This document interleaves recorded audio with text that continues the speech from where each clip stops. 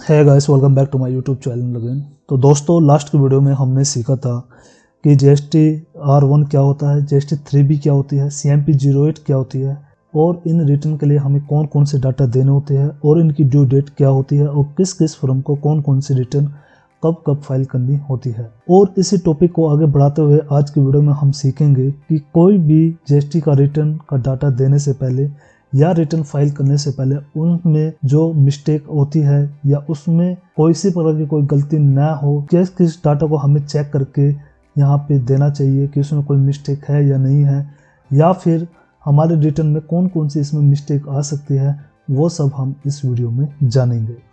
तो किस किस तरह की मिस्टेक हमारी जीएसटी रिटर्न में आ सकती है और अगर वो मिस्टेक आ भी जाती है तो हम किस तरह से उसको अपने टैली में चेक करेंगे, वो सब हम इस वीडियो में जानेंगे। लास्ट तक आपने इस वीडियो में बने रहना है। तो बिना किसी देरी के वीडियो को करते हैं स्टार्ट।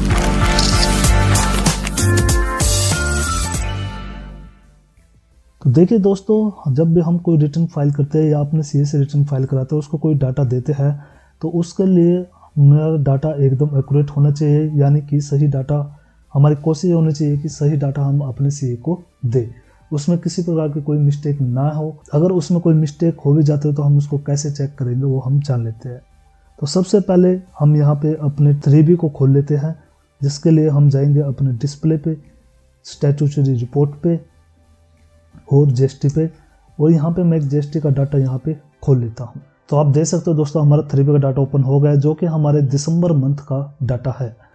अगर हम देखें इसमें total voucher of the period तो 1061 यहाँ पे टोटल वाउचर है। अगर हम इसमें एंटर करें तो इसमें यहाँ पे दिखाएगा कोंटा की कितनी एंट्रियाँ हैं, यहाँ पे जर्नल की कितनी एंट्रियाँ हैं, पेमेंट की कितनी एंट्रियाँ हैं हमारे दिसंबर के मंथ में। अगर हम एस्केप जाए तो नीचे में जाता है इंक्लूड इन रिटर्न, यानी कि इस दिसंबर की 3B की रिटर्न में हमारी कितनी एंट्रियाँ इंक्लूड है। अगर हम इस पर एंटर करें तो यहाँ पे सेल की हमारी 496 एंट्री जो हमारी सेल की है और 77 एंट्रियाँ हमारी परचेज की है, जो कि हमारे 3B की रिटर्न में इंक्लूड है। ऐसे अगर हम और नीचे भी आए तो यहाँ पे नॉट रेलिवेंट फॉर रिटर्न, यानी कि 488 एंट्री ऐसी है जो कि हमारी कॉन्ट्रैक्ट की है और नॉन जीएसटी से रिलेटेड यानी जर्नल वगैरह के जो एंट्रियाँ हैं या हमारे बैंक की जो एंट्रियाँ है, एक्सपेंस की जो एंट्रियाँ है, जो कि हमारी रिटर्न से इंक्लूड नहीं है। और रिटर्न में कौन कौन सी एंट्रियाँ हमारी आएगी, केवल सेल और परचेज से रिलेटेड एंट्रियाँ हमारी रिटर्न में आती है। इसी के अलावा इनकम्प्लीट मिसमैच इन इंफॉर्मेशन, तो यहाँ पे जो हमारी मिसमैच है इस रिटर्न के लिए वो अभी 0 है। तो यहाँ हम अगर हम देखें तो यहाँ पे जो हमारा दिसंबर का डाटा है वो एकदम एक्यूरेट डाटा है, यानी इसमें किसी प्रकार की कोई मिसमैच नहीं है। अगर इसमें कोई मिसमैच होती तो वो यहाँ पे शो हो जाएंगी। तो चलिए हम यहाँ पे क्या करते हैं कि प्रैक्टिकली एक यहाँ पे जानबूझकर मिसमैच करते हैं, जिससे आपको समझ आएगी किस तरह से वो यहाँ पे शो होगा। तो इसके लिए हम दोस्तों क्या करते हैं कि अपने यहाँ पे आउटवर्ड सप्लाई पे चले जाते हैं और सेल की एंट्रियाँ खोल लेते हैं और एक एंट्री यहाँ पे ओपन करते हैं। जैसा हम एक एंट्री यहाँ पे ओपन करते हैं तो सबसे पहले आपकी जो मिसमैच हो सकती है कि मान लो आपने यहाँ पे डाटा को एंटर कराया है और जो हम CGST और रजिस्ट्री लगा रहे हैं, तो कई बार क्या करते हैं दोस्तों कि काफ़ी लोगों की आदत होती है या वो उनको इस बात का पता नहीं होता कि उनको आगे जाके प्रॉब्लम हो सकती है डाटा को मैच करने में। तो करते क्या है कि तो जैसे कि हमारा HGST यहाँ पे बना 359 रुपये 10 पैसे, तो कई लोग क्या करते हैं कि राउंड ऑफ नहीं लगाते हैं और इसको कर देते हैं 359 रुपये, या अगर वो 50 पैसे ज़्यादा तो 360 रुपये इसको कर देते हैं। और इसी तरह से GST जैसे हमारे 359 रुपये 10 पैसे यहाँ पे कैलकुलेट हो रहा है और इसको भी 359 रुपये कर देते हैं, जिससे हमारा राउंड ऑफ और नहीं लगाते हैं और इस एंट्री को वो यहाँ पे एंटर कर देते हैं। और देखिए दोस्तों, जैसे ही हमने उसको एंटर किया तो आप देख सकते हो कि जब यहाँ पे मिसमैच जो कि 0 थी अब वो यहाँ पे एक मिसमैच दिखाने लग गया है। और अगर हम इस मिसमैच को ओपन करें और यहाँ से इस पे आए तो आप देख सकते हो कि संदीप टेक्सटाइल के यहाँ पे ये मिसमैच दिखा रहा है। और क्या इसमें मिसमैच दिखा रहा है वो हम यहाँ पे देख लेते हैं। देखिए दोस्तों, जो आपका एच पर कैलकुलेशन टैक्स बनता है, अगर हम यहाँ नीचे में आए तो इसको एंटर करें तो जो आपका एच पर कैलकुलेशन टैक्स बनता है वो बनता है 359 रुपये 10 पैसे। और यहाँ पे मिसमैच ये आ रही है कि हमने जो 359 रुपये 10 पैसे बनता था वो हमने कर लिया है 359 रुपये, यानी कि इसमें 10 पैसे का हमारा डिफरेंस आ गया है। इसी तरह से हमारा 359 रुपये 10 पैसे से HGST में सेम है, जिसको हमने 359 रुपये कर दिया है, जिस वजह से हमारा ये रिटर्न में मिसमैच काउंट कर रहा है। तो जिसके लिए दोस्तों आपको करना क्या है कि यहाँ पर रिकम्पोर्ट पे क्लिक करना है। जैसे आपको यहाँ राइट में दिख रहा है F5, रिकम्पोर्ट करने के बाद यहाँ पे एंटर करके इसको हम यहाँ पे एक्सेप्ट कर देंगे। अब देखिए दोस्तों, जो हमारी मिसमैच थी यहाँ पे एक एंटी की दिखा रहा था, अब यहाँ कोई मिसमैच नहीं है। इसके लिए हम वापस एस्केप जाएंगे और एस्केप जाएंगे। अब देखिए दोस्तों, जो 3B में हमारी यहाँ पे एक मिसमैच दिखा रहा था, अब जो कि वो मिसमैच हमने क्लियर कर दिया है, रिकम्पोर्ट कर दिया है उसको, वो मिसमैच यहाँ से क्लियर हो गई है। यानी कि सबसे पहले मिसमैच हमने सीखी कि अगर आप रॉन्ग जीएसटी को यहाँ पे कैलकुलेट कर देते हो तो इस तरह की मिसमैच जो है हमारे जीएसटी में आ जाती है, जिससे हम टैली ARP9 पे इसको पता कर सकते हैं। इसी तरह से दोस्तों दूसरी प्रकार की जो मिस्टेक आ सकती है वो ये आ सकती है कि मान लो हमने कोई एंटी यहाँ पे, मैं एक एंटी यहाँ पे ओपन कर लेता हूँ और मैंने जो एक एंटी यहाँ पे ओपन की है और उस एंटी में मान लो मैंने यहाँ पे एंट्री तो कर दी है उसकी, लेकिन मैंने उसमें क्या किया कि जल्दी में मैं उस पर टैक्स लगाना भूल गया हूँ। तो यहाँ पे मान लो मैं इसको CGST को हटा देता हूँ और HGST को यहाँ पे हटा देता हूँ और यहाँ पे मैंने ऐसी एंट्री को एंटर कर दिया है। तो देखिए सबसे पहले तो ये आपको यहाँ पे ड्यूरिंग द एंट्री ही आपको एरर दिखा देगा, tax amount does not match the value calculate as per tax rate. ये आपकी जो टैक्स की अमाउंट है वो यहाँ पे मैच नहीं हो रही है और आप जल्दी में कई बार करते हो कि बिल को ऐसे ही एंटर कर देते हो। तो अगर हम 3B में एस्केप करके जाए यहाँ पे, तो आप देख सकते हो कि यहाँ पे जो ये एरर है वो यहाँ पे मिसमैच में आपका यहाँ पे शो हो जाएगा। जो एक मिसमैच है, 2 हमारी यहाँ पे आ गई है, इसको हम एंटर करेंगे और इसको देखने के लिए हम यहाँ से इसको एंटर करेंगे कौन सी हमारी एंट्री है, क्या हमारी मिसमैच है। तो देखिए दोस्तों, इसमें क्या था कि एज पर कैलकुलेशन जो हमारा टैक्स बनता है टैली की कैलकुलेशन के हिसाब से, ये हमारा CGST बनता है और ये हमारा HGST बनता है। लेकिन हमने यहाँ पे एज पर ट्रांजैक्शन हमने कोई भी टैक्स कैलकुलेट नहीं किया। तो सिंपली आपने करना क्या कि इसको एंटर करना है। यहाँ पे जो पहले टैक्स था हमने इस पर CGST लगाना था, तो यहाँ पे सिंपली आप यहाँ से 2494 रुपये या तो आप एंट्री में जाके कर सकते हो और या फिर सीधा आप यहीं से भी कर सकते हो। HGST हमारा 2400 जो इसकी कैलकुलेशन है वो हम यहाँ पे डाल देते हैं, एंटर करेंगे और इसको एक्सेप्ट कर देंगे। जैसे हम एंटर करेंगे, देखिए यहाँ पे एंट्री हमारी चली गई है और यहाँ से हम एस्केप करेंगे दोस्तों।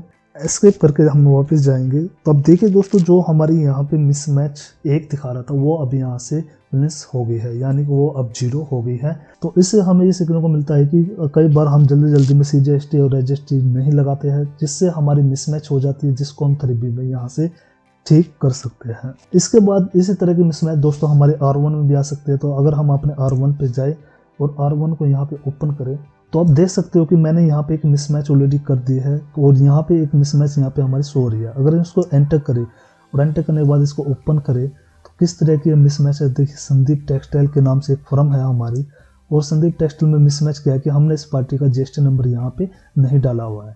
तो सिंपली आपने कर देना है कि एक GST नंबर यहाँ पे इसको डाल देना है। मैं रेंडमली कोई भी GST नंबर डाल दे रहा हूँ, लेकिन आपने जो सही नंबर है वही नंबर यहाँ पे डालना है। एंटर करूँगा, एंटर करके इसको कर देंगे हम एंटर। इसको एंटर करने के बाद एक्सेप्ट। तो देखिए, ये जो GST नंबर है जो गलत बता रहा है, देखिए मैंने रैंडमली डाला है क्योंकि GST नंबर सही नहीं है। तो सिंपली आपने एक्सेप्ट GST एंड यूएन पे यहाँ पे क्लिक करना है और यहाँ पे इसको यस कर देना है, यानी कि जो हमने GST नंबर डाला है वो हमारे अकॉर्डिंग सही है और हम इसको यहाँ से एक्सेप्ट कर रहे हैं। तो देखिए दोस्तों, जैसे आप यहाँ पे सही GST नंबर डाल दोगे, आपकी जो मिसमैच है यहाँ से ख़त्म हो जाएगी। तो आप देख सकते हैं जो हमारी मिसमैच यहाँ पे एक दिखा रहा था वो उसको हमने ठीक कर लिया, वो यहाँ पे 0 हो गई है। इसके अलावा दोस्तों हमारी 3B में क्या क्या मिसमैच हो सकते हैं वो हम देख लेते हैं। तो जैसा हम अपना यहाँ पे 3B ओपन कर लेते हैं, इसके अलावा 3B हमारी क्या मिसमैच हो सकता है। जैसे हमारी काफ़ी सारी यहाँ पे एंट्रियाँ हैं। तो चलिए मान लो यहाँ पे हमारी एक एंट्री है और यहाँ पे हमने कोई एंट्री यहाँ पे किया है। तो जैसे हमने मान लिया यहाँ पे हमने एक पेमेंट की एंट्री की थी और हमने एक कैश एंट्री यहाँ पे की है सिक्योरिटी एक्सपेंसेस, और हम इस सिक्योरिटी एक्सपेंस को कंट्रोल एंटर करके इसके जो इंडायरेक्ट एक्सपेंस है इसको यहाँ पे ओपन कर लेते हैं। इसको ओपन करने के बाद दोस्तों मान लो हमने मिसमैच गलती से यहाँ पे GST को एप्लीकेबल कर दिया है और यहाँ पे इसको एंटर कर दिया है।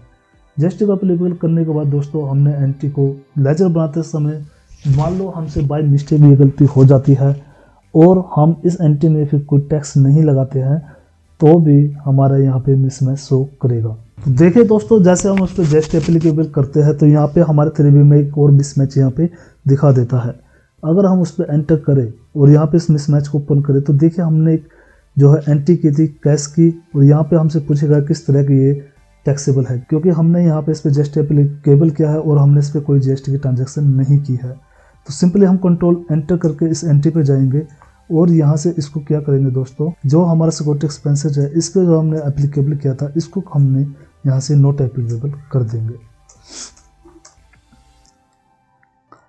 और इसको जैसे हम एंट्री को कंप्लीट करते हैं और इस एंट्री को यहाँ पे पूरा करते हैं और वापस हम एस्केप जाते हैं, तो देखिए दोस्तों जो मिसमैच हमारे यहाँ पे दिखा रहा था वो मिसमैच अब यहाँ पे नहीं दिखाएगा। तो आई होप आप अच्छे से समझ गए होंगे किस किस तरह के यहाँ पे मिसमैच हमारे ड्यूरिंग द रिटर्न यहाँ पे आ सकते हैं। इसके अलावा दोस्तों जब भी आप कोई पार्टी का लेजर क्रिएट करते हो तो बड़े ध्यान से, अगर वो रेगुलर है तो उसको रेगुलर में डालना है, कंपोजिशन है तो उसको कंपोजिशन में डालना है। इसके अलावा अगर आपकी कंपनी की टर्नओवर 1.5 करोड़ से ज़्यादा है तो आपके जितने भी यहाँ पे, मैं एक सेल का बिल ओपन कर लेता हूँ, तो यहाँ पे जो आप आइटम यहाँ पे डालते हो, देखिए जैसे मैंने यहाँ पे आइटम डाली है तो इसका HSN कोड कहाँ से पता लगेगा कि इसके HSN कोड आपने ज़रूर डालने हैं।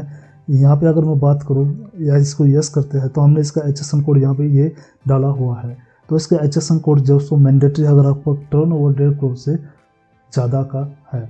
तो ये HSN कोड आपने ध्यान से डालने हैं, CGST एडजस्ट आपने ध्यान से लगाने हैं। अगर इसमें कोई मिस्टेक होती है तो आपको उसको 3B में R1 में चेक करने के बाद जब आपके मिसमैच वहाँ पे 0 हो जाए या 0 दिखा दे तभी आपको रिटर्न के लिए डाटा आगे भेजना है। और कई बार दोस्तों ये होता है कि आप रिटर्न फाइल कर देते हो और आपको बाद में पता लगता है कि आपका एक बिल रह गया था या उस बिल में कोई करेक्शन थी, तो आपने करना क्या है कि आगे जो आपकी रिटर्न अगले महीने की जो आप रिटर्न भरोगे उस रिटर्न में उसको अमेंड करा देना है। तो ये थी दोस्तों कुछ ध्यान देने योग्य बातें कि अगर रिटर्न बनने से पहले हमने किन किन मिस्टेकों का ध्यान रखना है और किस किस तरह की गलतियां हमसे यहाँ पे हो सकती है, और अगर वो मिस्टेक हुई तो किस तरह से हम उनको सुधार सकते हैं। आई होप आपको वीडियो पसंद आई होगी। वीडियो पसंद आई तो वीडियो को लाइक करना, यूजफुल लगे तो वीडियो को शेयर करें, और अगर आपको कोई प्रॉब्लम आती है तो आप कमेंट भी कर सकते हो। मिलते हैं नेक्स्ट किसी ऐसी यूजफुल वीडियो में। Till then thank you, take care, bye bye.